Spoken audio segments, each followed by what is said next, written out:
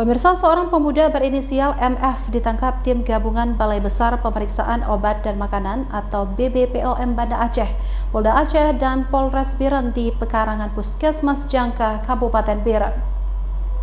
Assalamualaikum warahmatullahi wabarakatuh. MF ditangkap saat menerima paket kiriman dari kurir ekspedisi. Ia diduga pemilik psikotropika yang terkandung dalam paket tersebut. Kakak MF, NZ, yang merupakan pegawai Puskesmas Jangka juga ikut diamankan. Namun setelah pemeriksaan, NZ dinyatakan tidak terlibat dalam kasus ini. Operasi gabungan ini dilakukan dalam rangka penegakan hukum terhadap kepemilikan psikotropika tanpa hak. Tim gabungan melakukan penetapan dan membawa NF ke Polres Biren untuk pemeriksaan lebih lanjut.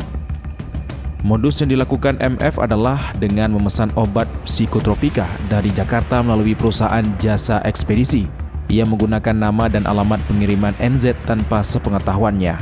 Obat tersebut dimasukkan dalam golongan 4 dengan nama merek dagang Kamlet dan nama generik. MF membeli obat tersebut dengan harga Rp1.000.000.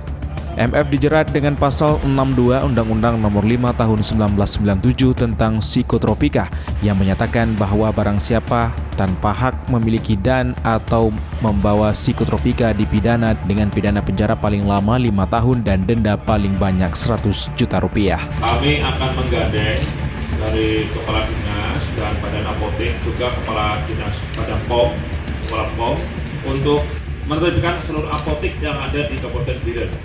Mana-mana daftar obat yang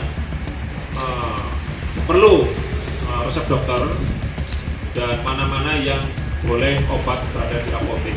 Dan ini kami akan secara berkala dan berkelanjutan memonitor, mengecek bersama Dinas Kesehatan dan dinas terkait juga dengan pada Badan POM, pengecekan ke setiap apotek mulai dari Gandapura sampai dengan Samalangan.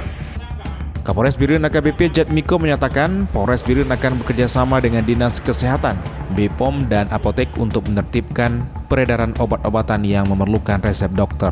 Ia juga akan melakukan pengecekan secara berkala ke apotek, termasuk seluruh obat, sehingga tidak terulang penyalahgunaan obat jenis psikotropika seperti kasus ini.